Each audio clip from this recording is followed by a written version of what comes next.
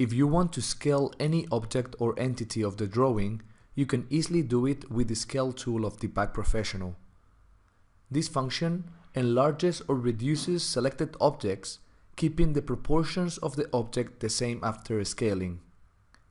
First, click on the Scale tool, and now you have to select the geometry that you want to be affected with the Scale function.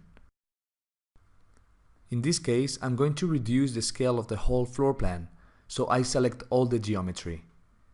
To confirm the selection, I have to do a right click. To scale an object, I need to specify a base point and a scale factor.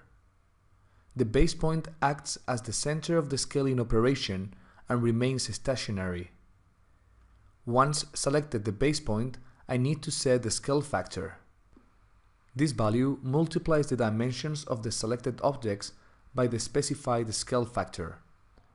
A value between 0 and 1 will shrink the object.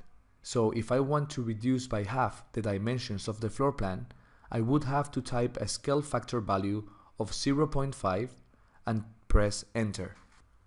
You can see that the dimensions will update with the new measurements of the drawing. Now, if I want to enlarge the block of the table with the Scale tool, I have to activate the function, select the block, and right-click to confirm. Now I can click on the center to set the base point of the scale, and type 2 and enter to make this table twice as big.